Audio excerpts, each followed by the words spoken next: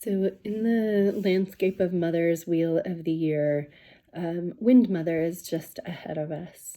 And we've spent the deep winter in Sun and Moon Mother time, which was kind of about getting back to the basics, kind of finding what our grounding is, making sure that we're tending to, that chop wood, carry water kinds of ideas of, making sure that the foundations of what we're trying to parent from are solid and intact, and that we've kind of reoriented around them again.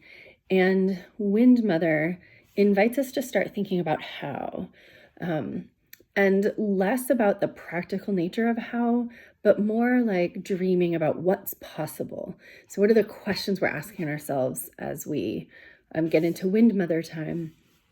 And I think some of it is about, at its basis, it's about how are we going to be humanizing parents in a dehumanizing world? How are we going to convey the importance of our connections and being able to turn to each other for resource, for soothing, for contact, for connection?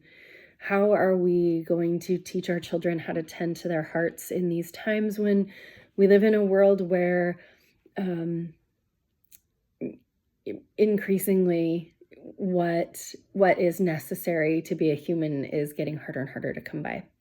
And so what do we want to teach our children about what's important, and how, especially in those places where we're at odds with the world at large, right? Or with our culture and the ways things are going in our countries and things like that. So for me, at least, I think it really comes down to how can I be a humanizing parent in a dehumanizing world?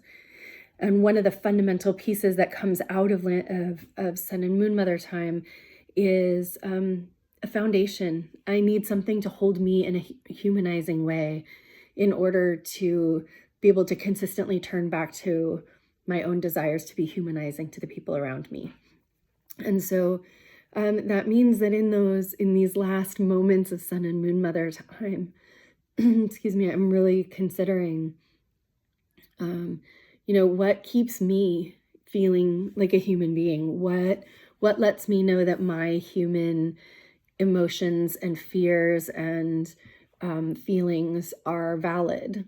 And so this is about knowing what my good friendships are, knowing where my community is, knowing where my values are. And so these start to get into it's that shift from I know where I am and I know where my good ground is to starting to dream about something bigger, something else, something more.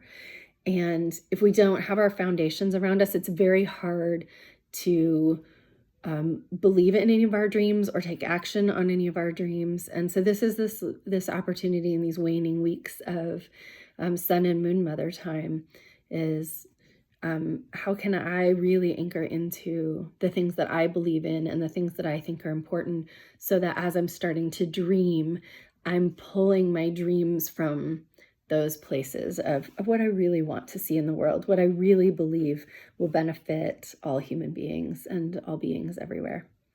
Thanks.